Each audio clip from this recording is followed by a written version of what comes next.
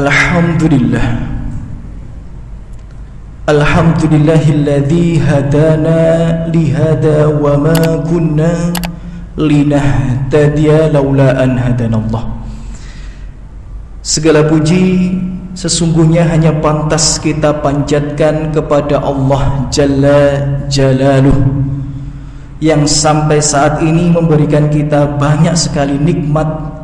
Dan nikmat terbesar yang Allah berikan kepada kita tentu saja adalah nikmat hidayah, nikmat merasakan keimanan, nikmat merasakan keislaman, nikmat mentauhidkan Allah tanpa tercampur kesyirikan-kesyirikan, nikmat mengenal dan berupaya menghidupkan sunnah-sunnah Rasulullah SAW. Itu nikmat yang sangat besar, karena kebanyakan manusia tidak mendapatkan nikmat itu.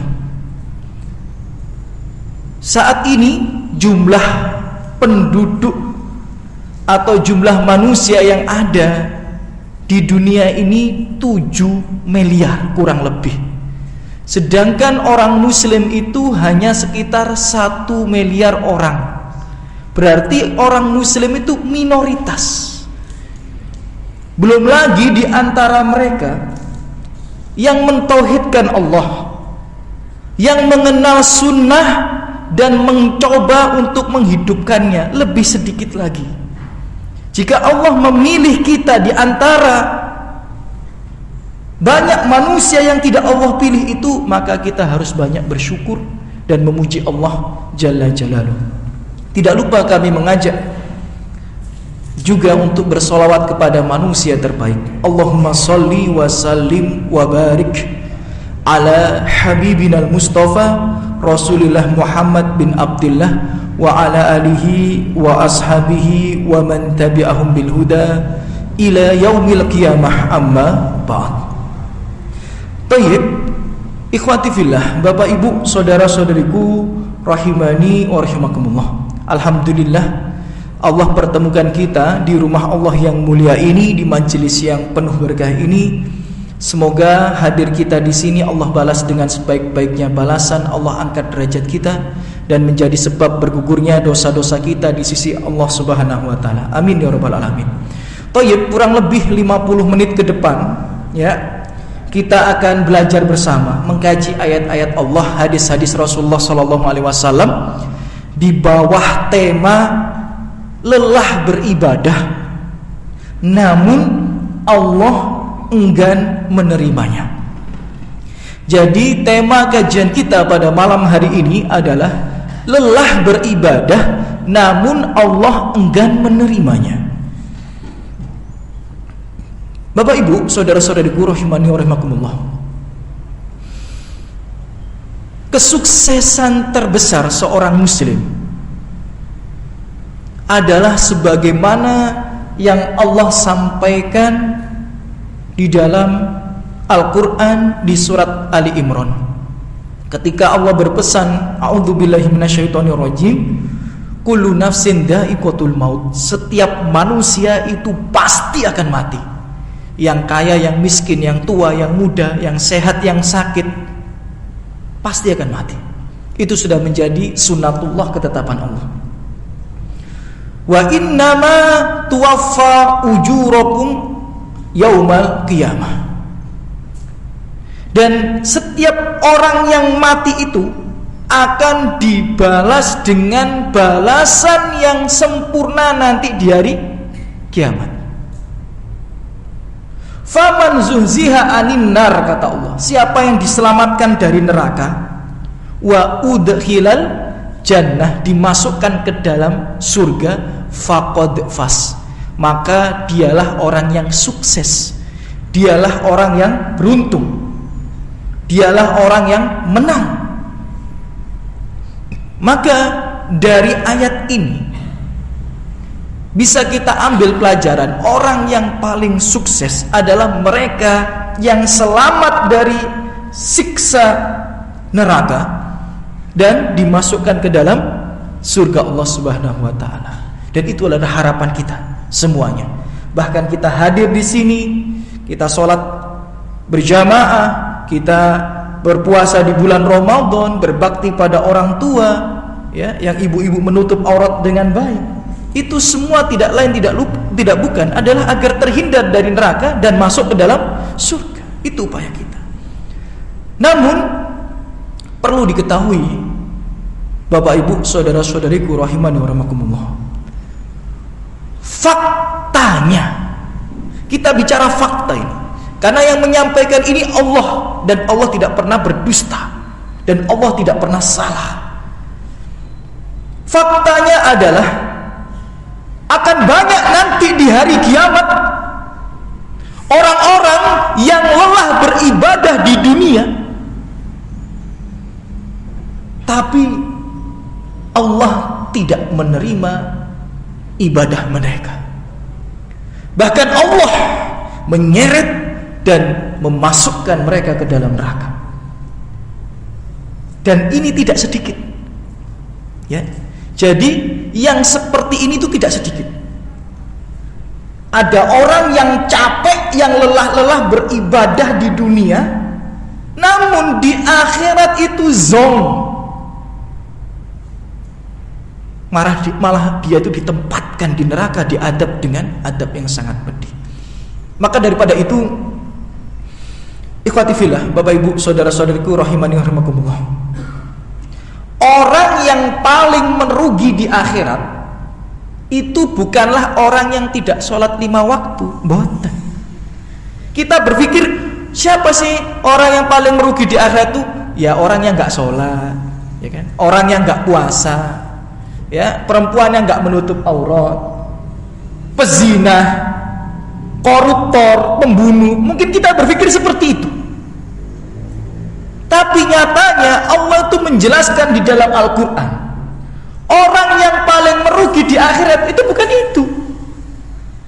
Bukan pezina, bukan pembunuh, bukan orang yang meninggalkan sholat, bukan orang yang meninggalkan puasa. Bukan. Justru orang yang paling merugi di akhirat, mereka itu adalah yang lelah beribadah di dunia, tapi di akhirat gak dapat apa-apa. Itu orang yang paling merugi. Sebagaimana firman Allah di Subhanahu wa ta'ala di surat Al-Kahfi, yang mungkin senantiasa kita baca, ya, di hari Jumat, ayat 103, 104 itu. Qul hal nunabbi'ukum bil akhsarina a'mala. Wahai Muhammad, tanyakan pada mereka, apakah mereka ingin kami beritahu siapa orang yang paling merugi nanti di akhirat? Ini versi Allah ini. Versi kita mungkin kita menganggap pezina itu orang yang akan merugi nanti di akhirat. Iya, mereka rugi, tapi ada yang lebih rugi lagi. Siapa orang yang paling merugi versi Allah di akhirat? Ya. Alladzina dhalla sa'yuhum fil hayati dunya wa hum yahsabuna annahum yuhsinuna sun'a. Orang yang paling merugi di akhirat itu, Bapak Ibu, kata Allah, adalah mereka yang mengira akan masuk surga. Mereka itu optimis dengan amal solehnya. Jadi mereka itu sudah beramal, dan mereka mengira dengan amal itu bisa memasukkan mereka ke dalam surga. Ternyata tidak. Ya, ternyata tidak. Ternyata mereka itu berada dalam kesesatan. Mereka dalam keadaan yang penuh kesia-siaan, atau mereka jatuh pada amalan-amalan yang bisa menghapuskan seluruh amal soleh mereka. Maka judul kajian kita pada malam hari ini, lelah beribadah namun Allah enggan menerimanya, itu sebenarnya terinspirasi secara langsung dari firman Allah, tersirat di surat Al-Kahfi tadi, dan digambarkan secara jelas di surat Al-Ghasyiyah. Siapa di antara kita yang gak hafal surat Al-Ghasyiyah? Bahkan anak-anak kita ini hafal surat Al-Ghasyiyah, cucu-cucu kita hafal surat Al-Ghasyiyah. Cuma kok tidak banyak di antara kita yang memahami makna surat Al-Ghasyiyah ini dengan baik, dengan benar, dengan detail, dengan menyeluruh. Ketika Allah Subhanahu wa ta'ala berfirman, hal ataka hadithul Ghasyiyah, Apakah sudah sampai pada kalian berita tentang hari kiamat? Apa kelanjutannya? Wujuhu yauma idzin khashi'ah. Di hari kiamat itu, kata Allah ya, akan banyak wajah-wajah yang tertunduk lesu. Maksudnya apa ini? Kalau kita baca tafsir, Bapak Ibu, orang itu nanti dibangkitkan di padang mahsyar itu sesuai dengan amal solehnya. Ada yang dibangkitkan dalam keadaan gagah bersinar, ada yang dibangkitkan dalam keadaan lusuh penuh debu, ada yang dibangkitkan dalam keadaan tidak memiliki wajah, ada yang dibangkitkan dalam keadaan, dalam sebuah hadis diceritakan kepalanya itu loh nggak bisa diangkat. Jadi dia berjalan itu sambil menyeret kepalanya. Ada. Jadi seseorang itu dibangkitkan di hari kiamat sesuai dengan kadar amal solehnya. Seolah-olah nanti kalau kita dibangkitkan di padang mahsyar itu sudah bisa mengira-ngira masa depanku ini cerah, apakah masa depanku ini suram. Udah bisa dikira-kira. Karena kalau dia dibangkitkan dalam keadaan baik, wah berarti masa depannya kayaknya cerah ini. Tapi kalau seandainya dia dibangkitkan dalam keadaan yang penuh dengan ya hal-hal yang negatif, ya dia bisa mengira, wah kayaknya nggak akan selamat nanti ke depan. Nah, kata Allah nanti di padang mahsyar itu akan ada banyak wajah-wajah yang tertunduk, terhina, dikarenakan mereka dibangkitkan dalam keadaan tidak sempurna dan banyak cacatnya. Wujuhu yauma idzin khashi'ah. Apa kelanjutannya? Amilatun nasibah. Amilatun nasibah itu Bapak Ibu artinya mereka itu berlelah-lelah dalam beramal. Kalau kita buka tafsir, sebagian ulama mengatakan, menafsirkan ini bahkan dengan ceritanya Umar bin Khattab. Jadi banyak orang di dunia itu berlelah-lelah ibadah, capek dia beribadah, tapi di akhirat dibangkitkan dalam keadaan tertunduk lesu. Amilatun nasibah, padahal mereka capek beribadah. Tasla naron hamiyah, bahkan mereka diseret, dilemparkan ke neraka yang membara panas sekali. Nah, jadi kajian kita ini terinspirasi dari awal surat Al-Ghasyiyah, bahwa nanti di akhirat itu akan banyak wajah-wajah yang tertunduk lesu, padahal mereka itu lelah beribadah di dunia, dan ternyata mereka tempat kembalinya adalah di neraka. Padahal mungkin selama di dunia mereka berpikir ekspektasinya itu akan dimasukkan surga oleh Allah Subhanahu wa taala. Maka penting bagi kita untuk mempelajari tema ini. Jangan sampai kita termasuk golongan yang sedemikian. Karena itu adalah orang yang paling merugi, yaitu kata Allah, yang lelah beribadah di dunia, di akhirat nggak dapat apa-apa. Itu orang yang paling merugi.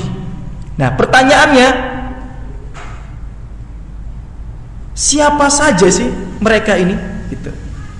Orang yang berlelah ibadah di dunia, tapi zong di akhirat, dimasukkan ke dalam neraka di akhirat ini, siapa saja ini? Kata para ulama, mereka itu ya ada beberapa kriteria. Mereka itu ada beberapa kriteria, ya, yang lelah beribadah di dunia, tapi di akhirat gak dapat apa-apa. Allah gak mau menerima amal ibadahnya, kemudian dimasukkan ke dalam neraka. Itu ada beberapa kriteria. Kriteria yang pertama adalah mereka yang jatuh pada syirik akbar. Jadi mereka yang jatuh pada syirik akbar, sebanyak apapun usaha mereka dalam beramal soleh di dunia, di akhirat ya gak dapat apa-apa. Kan Allah berfirman di surat Al-An'am, ya, dan Allah juga berfirman di surat Az-Zumar. Kalau di surat Az-Zumar itu ayat 65, walaqad uhiya ilaika wa ilal ladina min qablik, kata Allah, wahai Muhammad, telah aku wahyukan kepadamu, telah aku tetapkan untukmu dan juga untuk umat-umat sebelummu. Jadi ketetapan ini untuk Muhammad dan umatnya alaihi salatu wassalam juga sudah ditetapkan untuk umat-umat Nabi sebelumnya. Apa ketetapan Allah itu? Lain asyrakta layahbatonna amaluk. Kalau kamu jatuh ke dalam kesyirikan, tentu saja dalam kurung kata para ulama ini syirik akbar, syirik besar, layahbatonna amaluk, maka seluruh amalmu akan kami hapuskan. Seluruh amalmu akan kami hapuskan, tak tersisa sama sekali, Bapak Ibu. Jadi orang yang jatuh dalam syirik besar, contoh orang yang jatuh dalam syirik besar adalah ketika dia berdoa meminta kepada selain Allah. Contoh orang yang jatuh pada syirik besar adalah ketika dia memberikan sesembahan kepada selain Allah. Man dzabaha li ghairillah faqad asyraka. Siapa yang ngasih sesembahan kepada selain Allah, dia akan jatuh dalam kesyirikan, kata Rasulullah. Syirik besar itu. Ya, ngasih sesajen kepada selain Allah. Ruwat desa misal, ngasih sesajen ke punden, syirik besar. Datang ke dukun, syirik besar itu. Ya, man ata arrafan au kahinan fasalahu an syai' fasadaqahu bima yaqul faqad kafara bima unzila ala Muhammad. Siapa yang datang ke dukun atau peramal, bertanyakan sesuatu, dibenarkan, maka dia telah kufur kepada apa yang diturunkan kepada Muhammad. Syirik besar ini. Datang ke dukun, datang peramal, itu syirik besar. Itu Bapak Ibu, ini baru contoh ya. Kalau kita sebutkan semua ya, waktu kita akan habis untuk membahas tentang contoh-contoh syirik. Ya, berdoa kepada selain Allah, datang ke dukun, ya, ngasih sesembahan kepada selain Allah Subhanahu wa taala. Ya, itu syirik besar. Nah, kalau orang udah jatuh pada hal yang sedemikian, semua amal solehnya sia-sia, sholatnya sia-sia, puasanya sia-sia, hajinya sia-sia, baktinya kepada orang tua ya sia-sia, nggak ada manfaatnya. Ada manfaatnya di dunia, di akhirat nggak akan ada manfaatnya. Dia nutup aurat sampai meninggal dunia juga nggak akan ada manfaatnya, nggak akan ada manfaatnya. Jadi Bapak Ibu rahimani wa rahimakumullah, ya, tolong diperhatikan terkait syirik besar ini. Ya, karena kalau kita belajar hadis riwayat Bukhari dan Muslim, nanti akan jenengan dapati ya bab tentang ibadah orang-orang kafir Quraisy Mekah. Ternyata Bapak Ibu, orang kafir Quraisy Mekah itu haji. Jadi Abu Jahal itu haji, Abu Lahab itu haji. Haji mereka. Jelas ya dalam riwayat Bukhari, dalam riwayat Muslim, haji. Karena haji itu adalah syariat ibadah yang sudah ada daripada sebelum Nabi Muhammad. Kan kita tahu ya, ibadah haji itu sudah ada dari sebelum Nabi Muhammad, itu sudah ada ibadah haji. Ya, setelah datang zaman Nabi Muhammad SAW, haji ini disempurnakan. Tapi bukan dibuat dari baru, enggak, sudah ada. Sa'i sudah ada, tawaf sudah ada, sudah ada. Nah, Abu Jahal, Abu Lahab ini ya haji mereka. Tapi pertanyaannya, apakah hajinya mereka bermanfaat di akhirat? Abu Jahal tempatnya di mana? Kita semua sepakat Abu Jahal tempatnya di neraka, Abu Lahab di neraka. Itu menunjukkan hajinya mereka enggak bermanfaat sama sekali.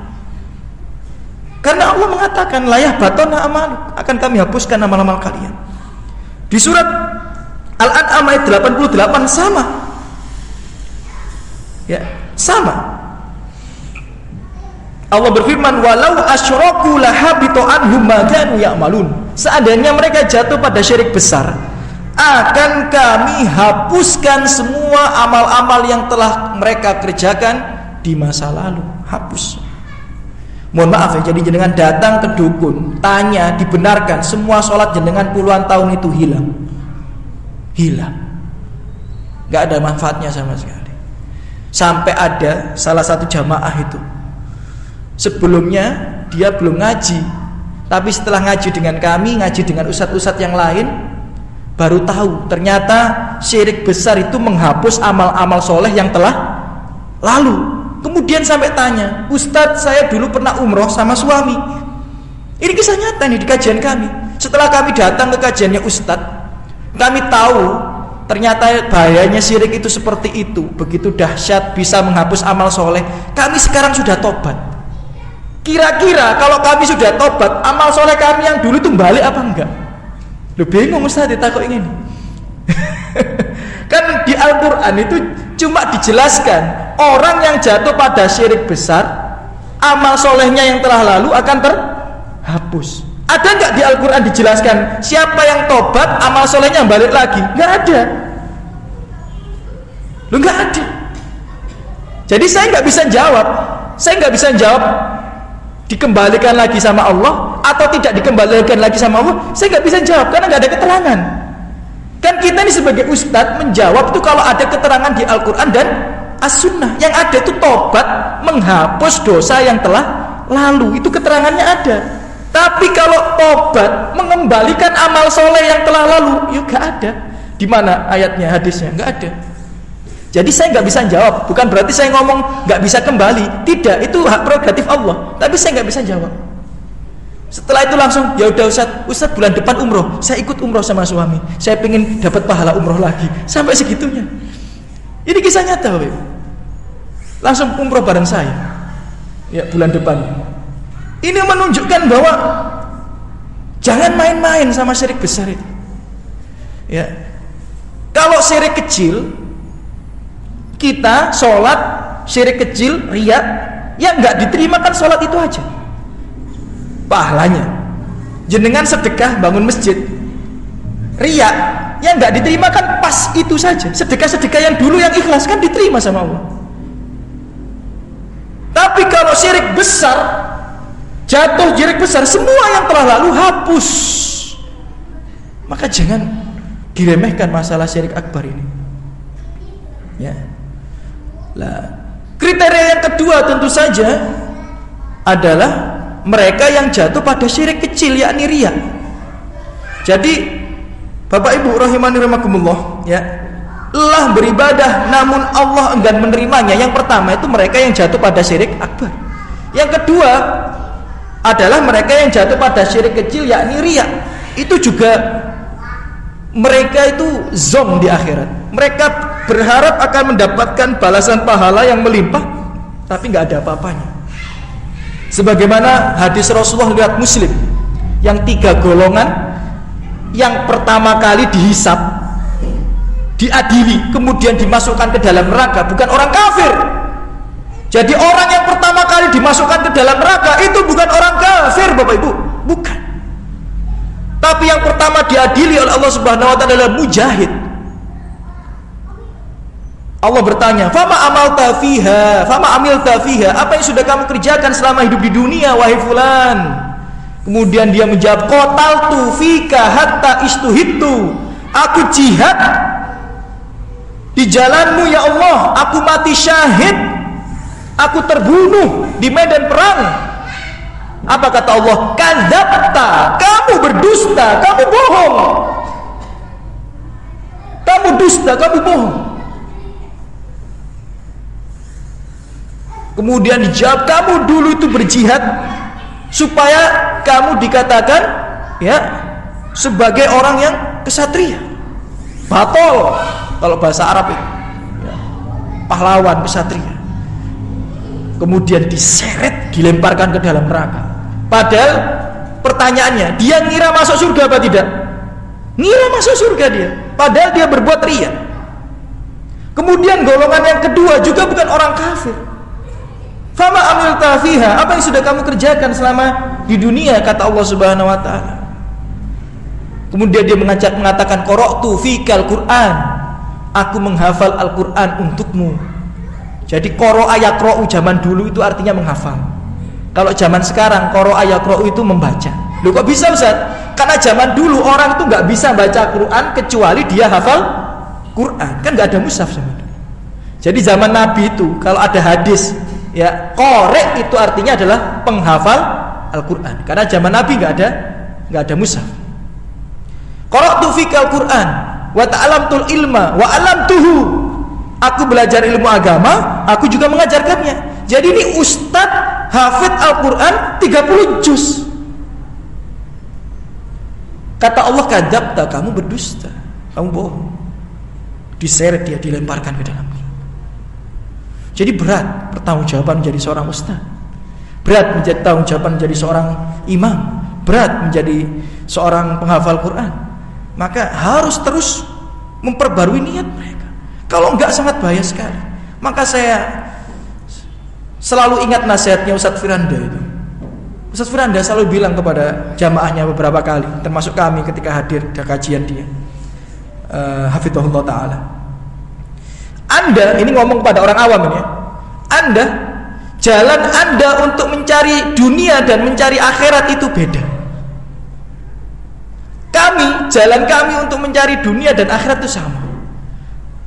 Maka kami ini yang harus lebih berhati-hati dan lebih khawatir untuk gak bisa masuk surga Allah SWT. Paham maksudnya? Dokter kalau nyari dunia kemana mereka? Ke rumah sakit, ya kan? Dokter kalau nyari dunia ke rumah sakit, ya. Montir nyari dunia ke bengkel, nyari akhirat ke masjid mereka. Adzan datang ke masjid, ya, senggang baca Al-Quran.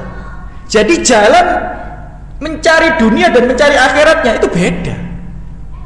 Sedangkan ustadz pengajar pondok pesantren, imam masjid, jalan mencari dunia sama jalan mencari akhirat itu sama.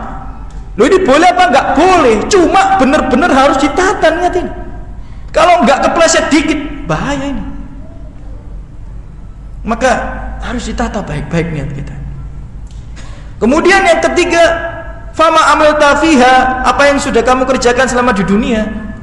Dia berkata, aku bersedekah, bahkan tidak ada satupun jalan sedekah kecuali aku lewati. Maksudnya kalau setiap ada jalan sedekah dia ikut. Sedekah bangun masjid dia ikut, sedekah bangun pondok dia ikut, sedekah bantu orang miskin dia ikut. Semua jalan sedekah dia ikut. Tapi kata Allah, kadzabta, kamu berdusta. Dia diseret, dilemparkan ke dalam neraka. Jadi yang kedua, yang masuk kriteria ini, yang orang yang lelah beribadah namun Allah enggan menerimanya, mereka yang jatuh pada syirik kecil, yakni riya. Capek mereka ini, ya, beribadah, ngapal Quran capek nomboten. Capek ngapal Quran itu, ya, capek. Kita aja kadang-kadang nyuruh anak kita sama cucu kita, ayo hafalin Al-Quran, jangan males itu. Padahal dia sendiri kalau suruh baca Quran ngafalin seminggu belum tentu dapat satu halaman, ya kan? Ya, bapaknya sendiri itu kalau suruh ngafal Quran satu halaman seminggu belum tentu bisa, tapi sering dorong anaknya sama cucunya, ayo jangan malas kan. Memang berat, butuh effort yang lumayan besar, ya. Gak, bahkan kalau sudah hafal gak dimurojah, ya hilang juga hafalannya. Butuh perjuangan. Jadi ustadz, woi juga butuh perjuangan. Saya itu belajar itu 9 tahun. Ya, belajar bahasa Arab sampai bisa baca kitab, saya belajar usul fikih dan lain sebagainya itu 9 tahun. Baru belum dilanjutkan yang belajar sendiri. Ini yang belajar secara formal itu 9 tahun sih. Belum yang belajar sendiri. Dan harus belajar dan harus belajar. Berat untuk jadi ustadz itu. Kecuali kalau jadi ustadz abal-abal, datang dongeng, terbang nembus langit ketujuh, gampang cerita gitu kan. Tapi kalau suruh baca kitab, suruh belajar, suruh ngafal Quran, nggak ngafal hadis, ya keluarkan istinbat fikih, ya agak berat emang. Ya, tapi ada yang sudah berjuang seperti itu, tempatnya di mana? Di neraka. Karena apa? Karena riyanya. Maka hati-hati. Ya, yang pertama jangan sampai jatuh pada syirik akbar, apapun bentuknya. Karena syirik akbar itu macamnya banyak. Syirik akbar itu macamnya banyak. Bahkan saya Muhammad bin Shalih Al-Utsaimin mengatakan dalam kitab Qaul Mufid itu syarah kitab tauhid, beliau mengatakan siapa yang tidak tahu macam-macam syirik, dia akan jatuh ke dalam kesyirikan. Makanya harus belajar.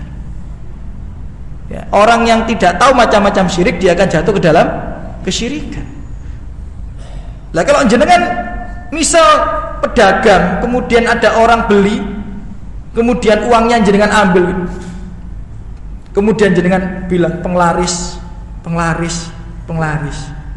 syirik nih. Loh gini tuh syirik ini. Loh kok bisa? Berarti kan jenengan berpikir bahwa uang itu bisa mendatangkan maslahat. Padahal ada nggak dalilnya? Pembeli pertama uangin jenengan gebuk-gebuk nonton barang dagangan, kemudian datang rezeki melimpah, ada nggak dalilnya itu? Nggak ada. Berarti kalau jenengan meyakini sesuatu bisa mendatangkan maslahat nggak ada dalilnya, ya syirik nih. Ya, cuma nanti akan kita bahas apakah ini syirik kecil atau syirik besar. Tapi itu syirik. Ya. Nyapu di rumah kalau nggak bersih nanti bojone jenggoten. Wah, syirik itu. Padahal sing jenggoten ini sing ganteng ya, Pak ya. Nek ngono mending anake gak usah bersih-bersih nek nyapu. Itu ben oleh sing jenggoten repot ini. Ya. Kadang-kadang itu bercanda. Dalam masyarakat kita itu kan bercanda. Tapi mereka nggak sadar bercanda dalam hal-hal yang termasuk dosa besar. Syirik akbar itu dosa besar, membinasakan. Syirik kecil walaupun dia kecil, walaupun tidak membatalkan keimanan, walaupun tidak membuat orang kekal selama-lamanya di neraka, tapi syirik kecil itu juga dosa besar. Syirik kecil itu dosa besar. Ya.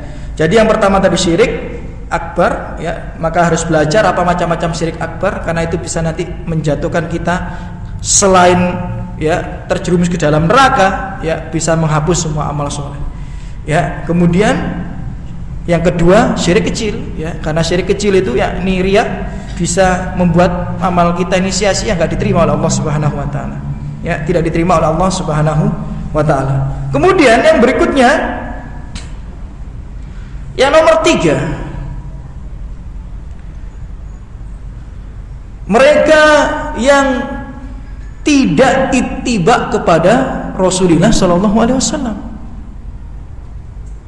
tidak mengikuti tuntunan Rasulullah Shallallahu Alaihi Wasallam. Tapi nomor 3 ini saya bagi menjadi 2 dan ulama itu juga membagi menjadi 2. Orang yang tidak mengikuti tuntunan Nabi itu ada 2 macam.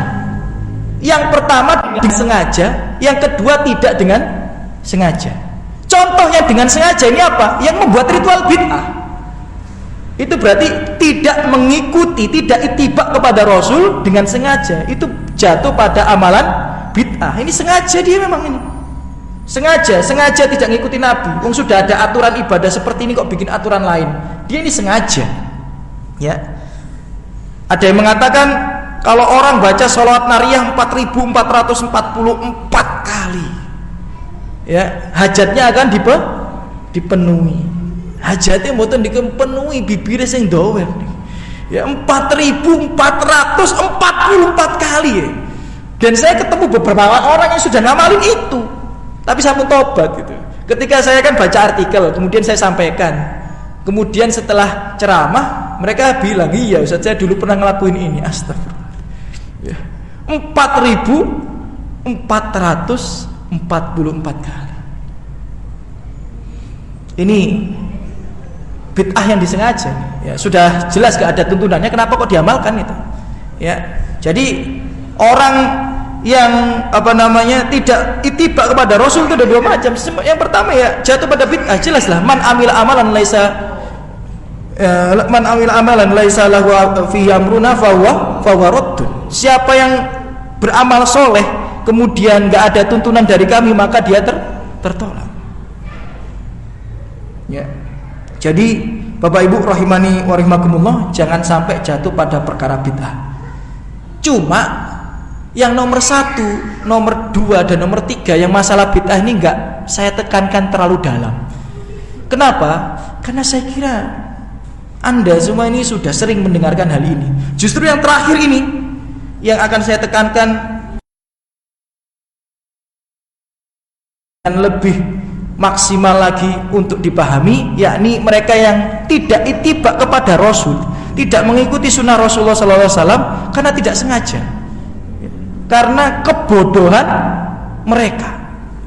Jadi Bapak Ibu rahimani rahimakumullah, perlu kita tahu ya, kalau kita buka kitab Al-Aqidah At-Thahawiyah, ya, nanti akan kita dapati Imam At-Tahawi itu berkata, fasaduddin, rusaknya agama seseorang yang menyebabkan mereka itu dihukum dimasukkan ke dalam neraka, itu ada 2 sebab terbesar. Ya sebabnya banyak, tapi kata Imam At-Tahawi dalam kitab Aqidah At-Tahawiyah itu ada 2 sebab terbesar. Yang pertama itu fitnah syubhat, kata Imam At-Tahawi. Yang kedua fitnah syahwat. Apa sih bedanya fitnah syubhat sama fitnah syahwat ini? Fitnah syahwat, kita bicara fitnah syahwat dulu, itu seperti yang dilakukan oleh orang Yahudi. Jadi mereka tahu ini salah tapi dikerjain. Mereka tahu ini benar tapi nggak dikerjain. Itu orang Yahudi. Makanya mereka dalam Al-Quran maghdub, orang yang dimurkai karena tahu kebenaran nggak dikerjakan. Yahudi itu tahu kalau Rasulullah SAW itu nabi terakhir tapi nggak diimani. Ya, Yahudi itu tahu dalam kitabnya riba itu diharamkan, tapi yang paling sering berbuat riba di Madinah orang-orang Yahudi. Ya. Jadi kalau seseorang jatuh dalam fitnah yang seperti ini, fitnah syahwat ini, ya itu akan mendapatkan murka dari Allah. Misal orang tahu zina itu dilarang, tahu, tapi dia berbuat zina, nah ini namanya fitnah syahwat. Orang tahu riba dilarang tapi jatuh dalam riba, ini namanya fitnah syahwat. Orang tahu korupsi itu dilarang tapi tetap korupsi, ini namanya fitnah syahwat. Banyak orang masuk neraka karena itu. Tapi ada fitnah yang lainnya, yakni fitnah syubhat. Apa fitnah syubhat itu?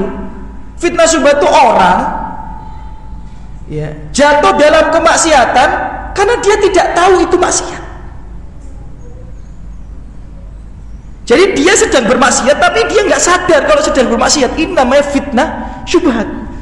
Dia akan dimasukkan ke dalam neraka karena nggak bisa membedakan mana yang halal, mana yang haram, mana yang hak, mana yang batil. Tidak tahu hukum-hukum Allah Subhanahu wa taala, akan dimasukkan ke dalam neraka. Nanti akan ada yang tanya, "Loh Ustaz, kan dia tidak tahu Ustaz. Masa orang tidak tahu dimasukkan ke dalam neraka?" Antum setuju nggak? Orang dimasukkan ke dalam neraka karena bodoh. Setuju nggak buat antum? Ya, dia nggak tahu ini halal ini haram, dia nggak tahu. Kemudian dia jatuh pada hal yang haram, dimasukkan ke dalam neraka. Setuju nggak buat antum? Ya harus setuju. Wong dalilnya seperti itu. Bukankah Rasulullah bersabda dalam hadis riwayat Bukhari, ya, wailul lil aqabi minan nar. Ya kan? Hadisnya jelas, wailul lil aqabi minan nar. Ada tumit kaki yang nanti akan dibakar Allah di dalam neraka. Para sahabat bertanya. Kemudian dijawab, itu diakibatkan orang yang berwudu tapi tumit kakinya tidak dibasuh dengan sempurna. Pertanyaannya, orang wudu itu orang baik atau orang jahat?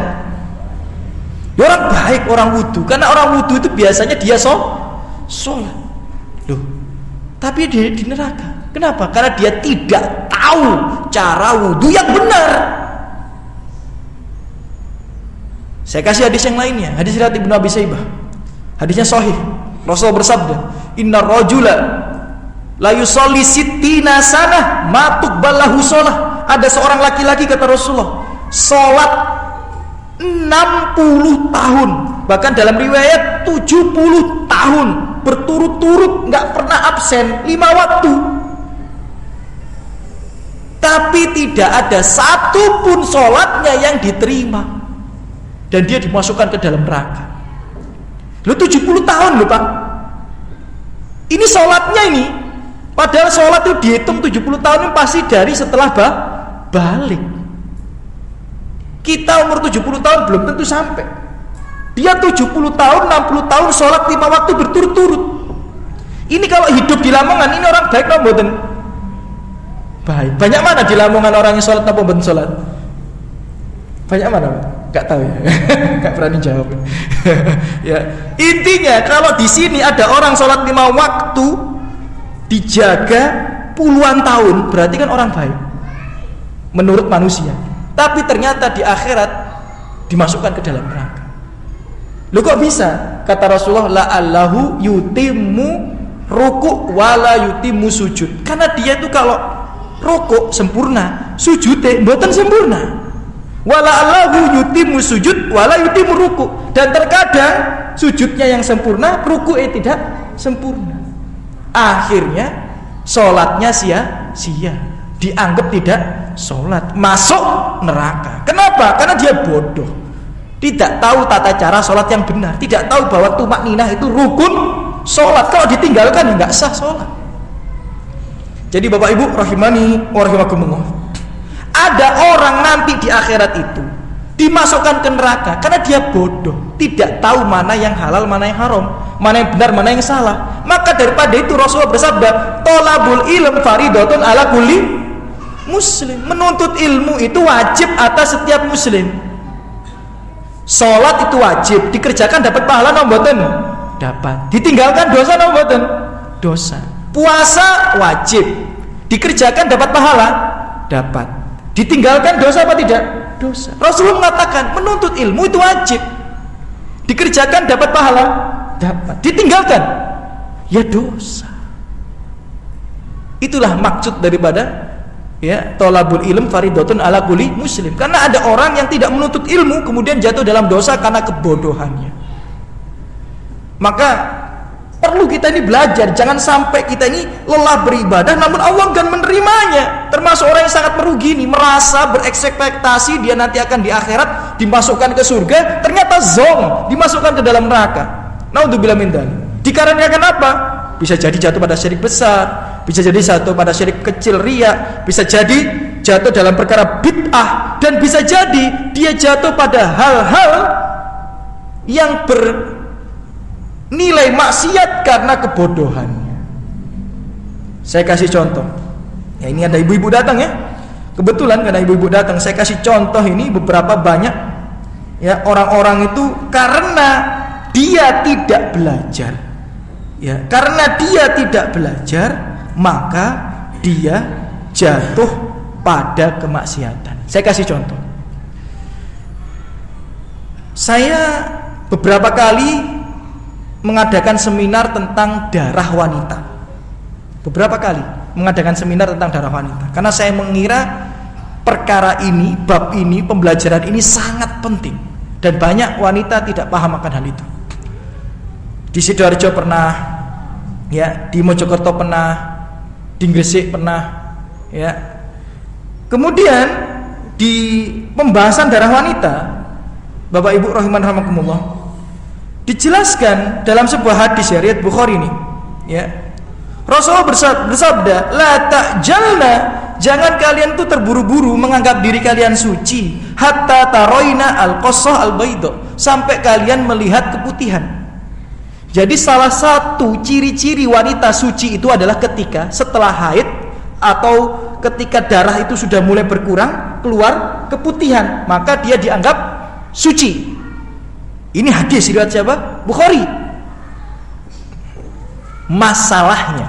Masalahnya banyak wanita itu ketika darah itu sudah mulai berkurang, kemudian keluar keputihan, setelah itu masih keluar flek. Flek itu bercak, Bapak, ya. Flek coklat atau flek kuning. Yang jadi masalah lebih besar lagi adalah mereka menganggap itu masih dalam kondisi haid. Ini dosa besar. Karena wanita yang sudah suci itu wajib mandi junub, wajib sholat 5 waktu, wajib puasa kalau di bulan Ramadan. Faktanya banyak wanita yang tidak tahu akan hal ini. Mereka darahnya sudah berkurang, keluar keputihan, ada flek coklat atau flek kuning, dia anggap masih haid, nggak mandi junub, nggak sholat. Jadi jatuh pada dosa besar. Meninggalkan sholat itu dosa besar nomor 2 dalam syariat menurut ijma ulama. Nomor 1 itu syirik akbar. Setelah itu apa? Meninggalkan sholat. Orang mencuri sama meninggalkan sholat, besar mana dosanya? Ya meninggalkan sholat, itu ijma ulama. Kemudian setelah saya bahas ini, ada seorang wanita pakai nikob, pakainya tertutup, berdiri, angkat tangan. Ustadz, mohon maaf saya boleh bertanya Ustadz? Ya, ada apa ukhti? Dia bertanya, Ustadz, umur saya sekarang 32 tahun, dan setelah mendengar penjelasan Ustadz, saya dari awal balik, dia bilang gitu, saya dari awal balik itu setelah keluar keputihan selalu masih ada flek 2 hari, dan saya anggap saya belum suci. Setelah flek itu hilang baru saya mandi junub, saya sholat. Padahal setelah kurangnya darah keluar keputihan, dia tuh suci. Dalilnya jelas, ada riwayat Abu Dawud ini. Kunna la na'uddu as-sufra wal qudra ba'da tuhri syai'an. Dulu kami itu di zaman Nabi, kata Ummu Atiyah radhiyallahu anha, dulu kami para wanita di zaman Nabi, ya kalau sudah suci, ada bercak kuning, ada bercak coklat, enggak kami anggap. Sama sekali enggak kami anggap. Itu enggak dianggap haid. Nah, dia ini wanita ini tadi, ya setelah ikut seminar secara lengkap itu bertanya, lah saya ini 2 hari ini setiap bulan ya enggak sholat. Bayangkan umurnya sekarang berapa tadi dia bilang? 32. Anggap saja dia pertama haid 12 tahun. 32 dikurangi 12 tahun berarti 20 tahun. 20 tahun setiap bulan 2 hari enggak sholat dia. Ini hitungan secara kasar ya. Setiap bulan 2 hari dia nggak sholat. Berarti ada 10 sholat ditinggalkan. Bukan karena nggak mau sholat, pun sudah ngaji, pakaiannya sudah tertutup rapi, ya kan? Bukan apakah dia malas sholat? Enggak. Cuma nggak tahu kalau dia ini sudah wajib untuk melaksanakan sholat. Nggak tahu, nggak belajar. Jadi selama 1 bulan 10 sholat, 1 tahun berapa sholat? 120. 20 tahun 2400 sholat ditinggalkan, bukan karena nggak mau sholat, karena tidak tahu bahwa dia wajib atau harus melakukan sholat. Ini bagaimana ini? Ini jatuh pada dosa besar nggak? Jatuh pada dosa besar. Bagaimana pertanggungjawaban sama Allah? Apakah dia berdosa? Kan saya bilang tadi, thalabul ilm fardhatun 'ala kulli muslim. Menuntut ilmu itu wajib atas setiap muslim. Bukan semua ilmu. Anda tidak diwajibkan menghafal Quran 30 juz. Anda tidak diwajibkan untuk bisa bahasa Arab. Anda tidak diwajibkan untuk belajar usul fikih. Tidak. Itu kalau ada seseorang yang sudah belajar, sudah gugur kewajiban Anda, fardu kifayah. Tapi Anda diwajibkan untuk belajar bagaimana mentauhidkan Allah dengan benar. Apa itu macam-macam syirik? Bagaimana sholat yang benar? Apa itu pembatal-pembatal sholat? Apa itu rukun? Apa itu syarat-syarat sah sholat? Anda wajib belajar itu. Toharoh, darah wanita bagi ummahat ini wajib untuk belajar. Jadi ada ilmu agama yang fardu ain, ada ilmu agama yang fardu kifayah. Nah ini, dan ternyata nggak 1-2 orang. Saya kemudian seminar di Sidoarjo, sama juga. Ada ibu-ibu bilang, bahkan umurnya sudah 40 tahun lebih. Dia bilang, Ustadz, saya ini setiap selesai haid, dalam artian tanda kutip itu ya, setiap selesai darah berkurang keluar keputihan, itu 1 hari keluar flek, Ustaz. Dulu pertama kali saya nikah, Ustaz, saya tanya sama suami saya, ya, Mas, ini kok saya habis keluar keputihan masih keluar flek, apakah saya mandi junub atau tidak, atau bagaimana? Dia tanya kepada suaminya, bener ini perempuannya ini. Kan kalau bingung tanya suami. Apa jawab suaminya? Ya udah, tunggu aja sampai benar-benar bersih. Nah ini fatwa sesat yang ini. Ya, padahal kaidahnya gampang. Fas'alu ahla dzikri in kuntum la ta'lamun. Kalau nggak tahu itu tanya pada yang tahu, sederhana sekali. Istrinya nggak tahu, tanya pada suaminya. Kalau suaminya nggak tahu, ya gampang, tanya sama ustadznya, kan gampang kayak gitu. Cuma fatwa tanpa ilmu ini repot ini. Akhirnya berfatwa sampai umur 40 sekian tahun itu tadi loh. Berarti setiap bulan 5 sholat tidak dikerjakan. Sampai umur berapa? 40 sampai 50 tahun. Nah ini menunjukkan ada orang-orang yang jatuh ke dalam kemaksiatan bukan karena sengaja bermaksiat, boten.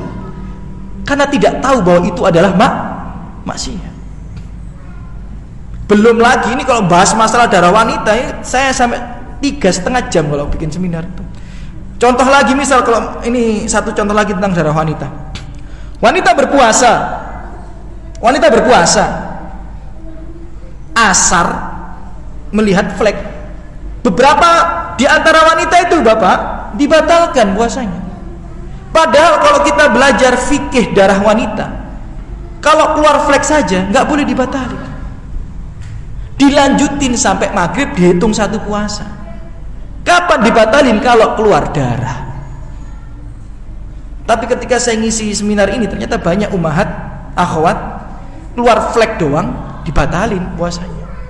Padahal antum baca, nanti googling, hukuman bagi mereka yang membatalkan atau berbuka di siang hari tanpa udzur, akan keluar hadis itu.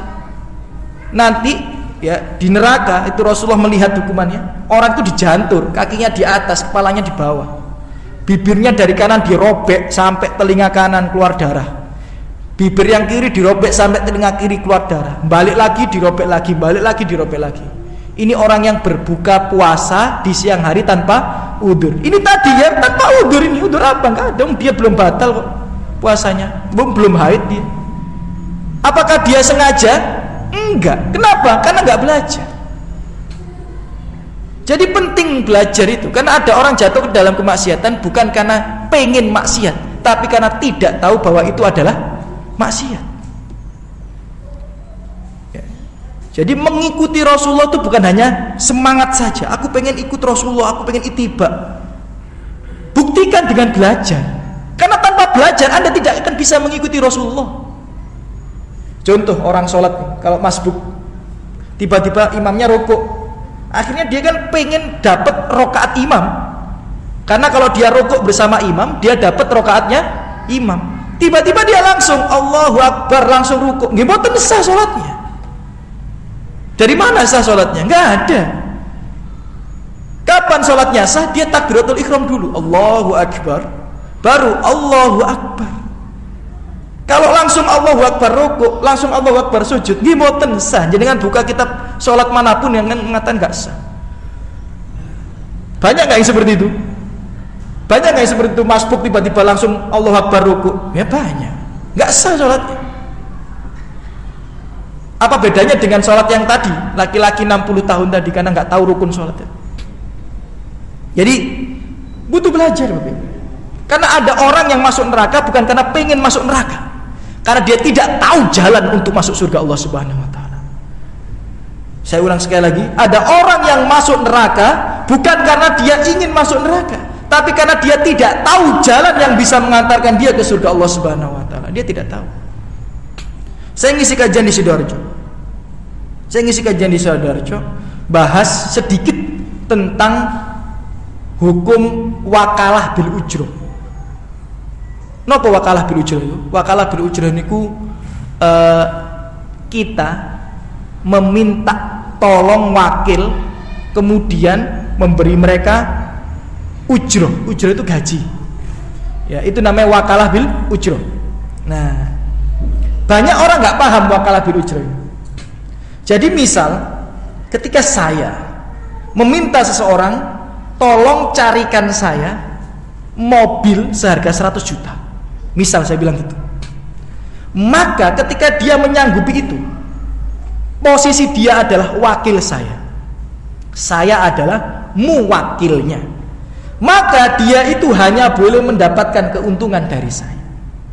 Maka ketika dia dapat mobil 100 juta misal, saya bayar 100 juta mobilnya, maka saya mengupah dia karena dia sudah bersusah payah mencarikan saya mobil yang bagus seharga 100 juta. Saya kasih 100 juta. Misal saya kasih 1 juta atau 2 juta misalnya. Tapi faktanya di lapangan, orang yang nyarikan mobil itu, selain dia dapat upah dari yang nyuruh, dia juga dapat upah dari yang punya mobil itu, yang laku itu. Ini mboten angsal nih. Main dua kaki seperti ini nggak boleh.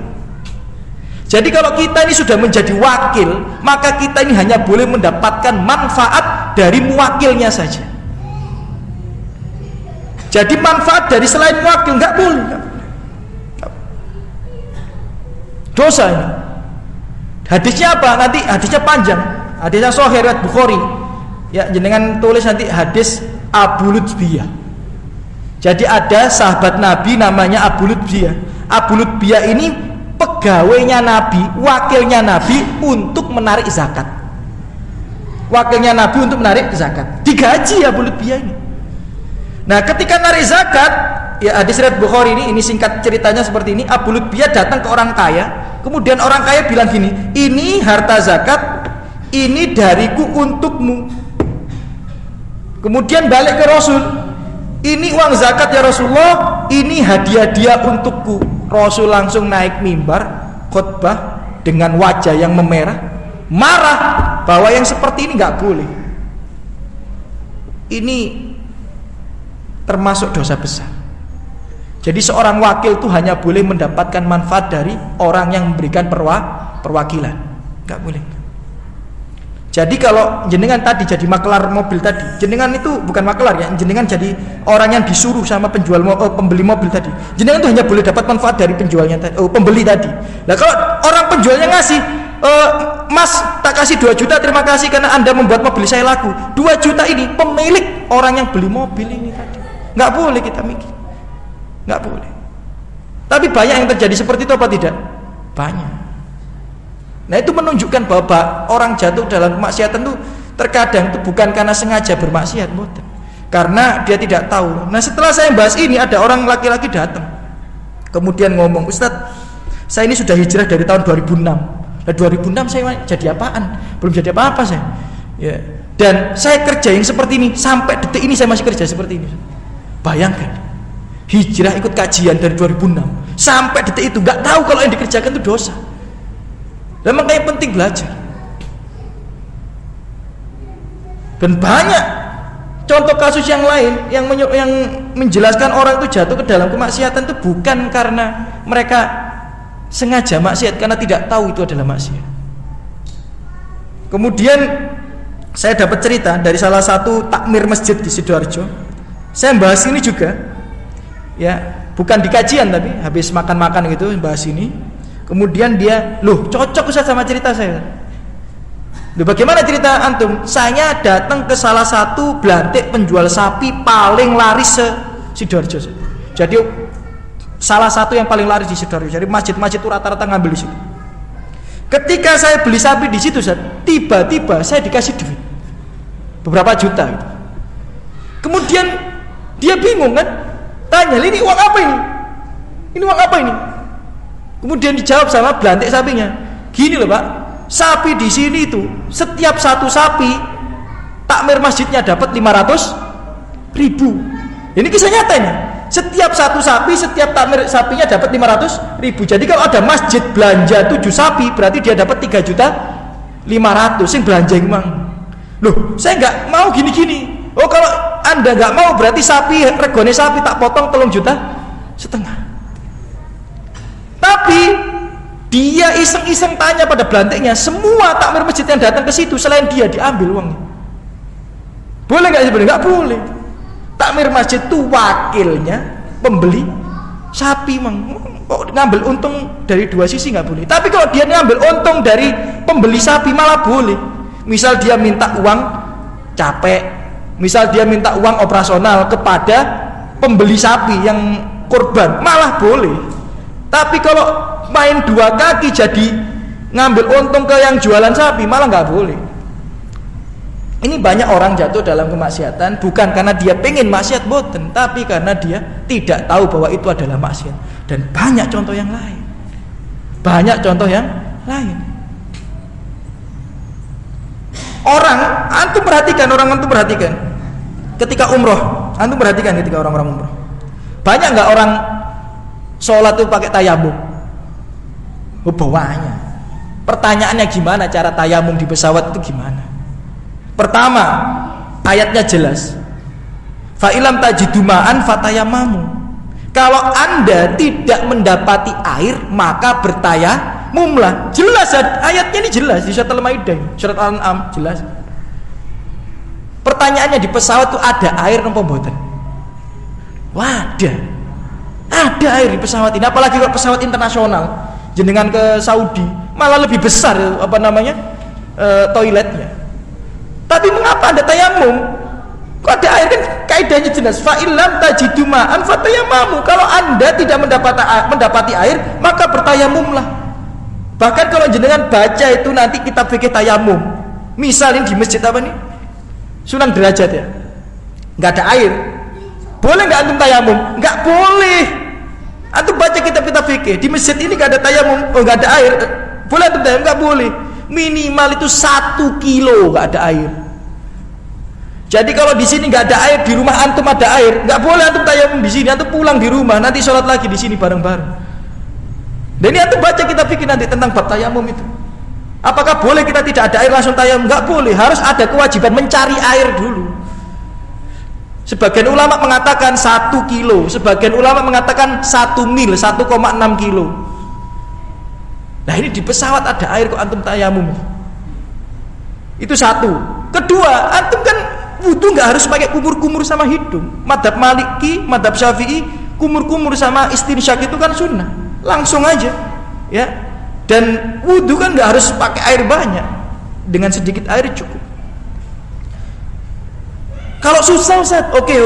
Kalau antum masih kekeh susah, antum tayamum seperti ini, antum buka kitab fikih manapun juga nggak sah. Mana ada sah tayamum seperti ini? Yang diajarkan ketika kita SD dulu. Oh ada kaca, pukulkan tayamum. Nggak ada yang sah seperti itu. Tayamum di tembok sini, nggak ada yang sah. Antum buka kitab fikih mana? Nggak ada yang sah. Tayamum itu syaratnya Anda itu harus melihat ada debu di situ. Dan ketika Anda tempelkan seperti ini, ada bekas debu di tangan. Jadi kalau meja ini saya gunakan tayamum, nggak bisa. Tembok ini Anda menggunakan tayamum, nggak bisa. Kecuali tembok yang di luar itu, pagar itu Anda menggunakan tayamum, baru bisa. Pertanyaannya, pesawat bagian mana yang ada debunya? Antum cari pesawat bagian mana ada debunya itu? Nggak ada. Makanya sebagian orang itu kalau ngambil fatwa tayamum, mereka bawa debu dari rumah. Loh, serius antum googling Shopee nanti. Ya, bantal tayamum keluar itu. Jadi orang-orang yang kekeh pakai tayamum itu nanti beli bantal tayamum di Shopee itu.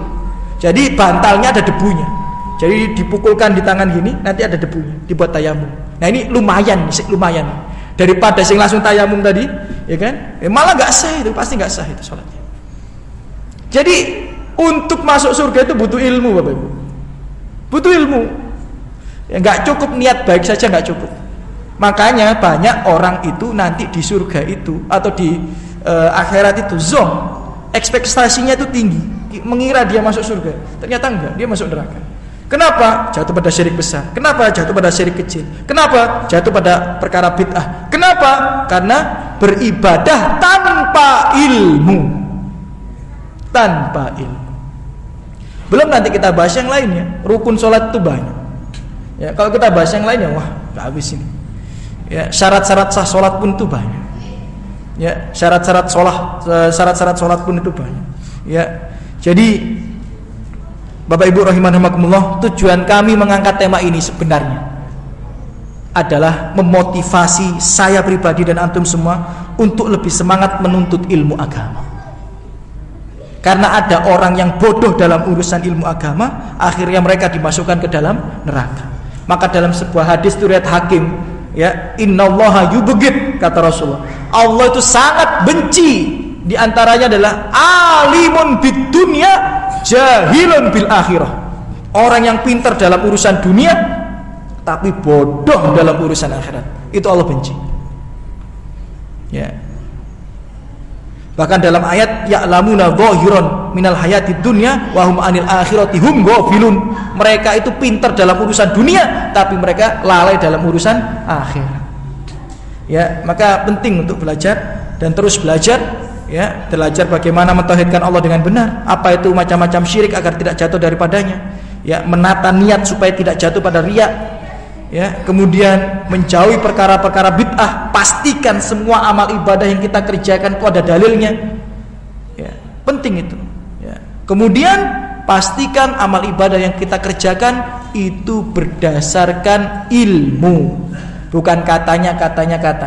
Ya, terutama tentang sholat, tentang toharoh, itu penting. Ya, banyak di antara kita nggak paham fikih-fikih sholat, nggak paham fikih-fikih toharoh. Bahkan kan saya kan punya pondok, ya Bapak Ibu, punya pondok. Pernah itu ada calon wali santri langsung pakai banyak mobil gitu, langsung daftarkan 7 anak. Jadi mereka datang di kajian, dari kajian kota A lah saya sebut, ya, bareng-bareng. Kemudian datang waktu maghrib, tentu saja yang laki-laki sholat di masjid bareng kami, bareng santri-santri pondok. Yang ummahat sholat di rumah saya, bareng istri saya misalnya. Nah, ternyata mereka kaget melihat istri saya sholat. Karena istri saya sholat itu suaranya kekencang. Alhamdulillahirabbil alamin, arrahmanirrahim, maliki yaumiddin. Bingung. Untungnya nggak lama setelah itu minggu depannya atau 2 minggu setelahnya saya ngisi kajian di Sidoarjo pas membahas tentang fikih sholat. Di antaranya sunnah sholat itu maghrib, isya, subuh itu jahriyah, dibaca dengan keras, dan jahriyah itu berlaku untuk imam dan munfarid.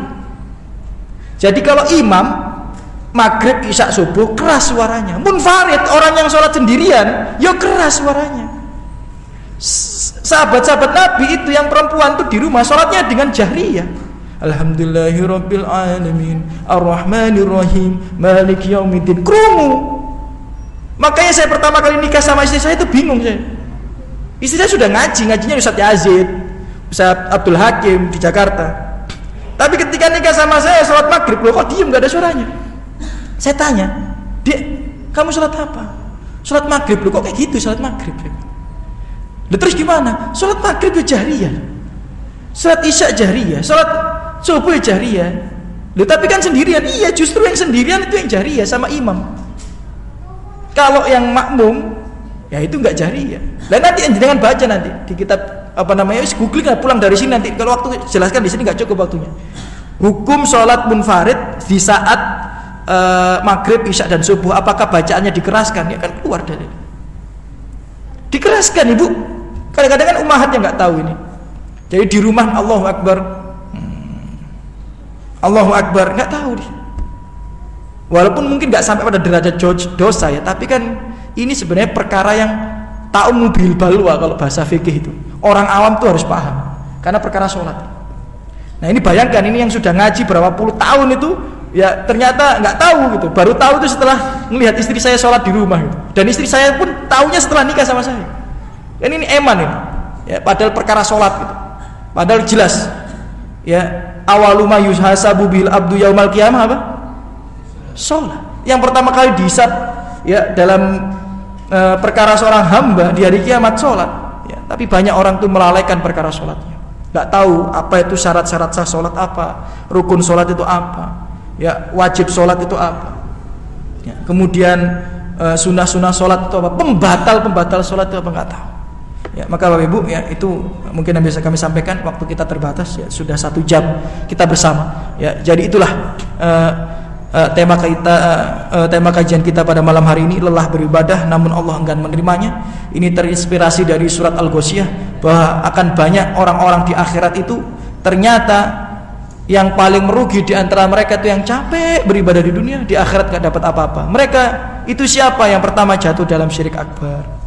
Ya, bahkan kalau jenengan baca tafsir ini, Umar itu pernah bertemu dengan orang Yahudi yang sudah lusuh, ya, kemudian nangis Umar ketemu sama orang Yahudi itu. Loh, sampai orang Yahudi itu bingung. Loh, kenapa? Apa yang buat kamu nangis? Apa yang buat kamu nangis? Ini tafsir Mukatsir untuk baca di surat Al-Ghasyiyah. Kemudian Umar menjawab, "Aku ini kasihan sama kamu. Aku lihat kamu itu capek-capek beribadah, tapi nanti kamu masuk neraka," kata Umar.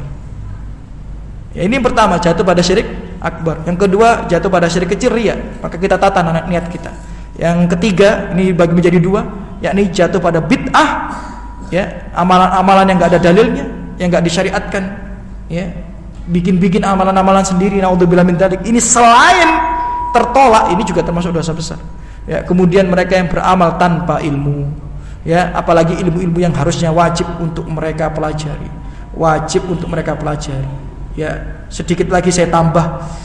Bahkan ketika saya membahas tentang pernikahan itu banyak sekali yang orang-orang keliru dalam masalah pernikahan.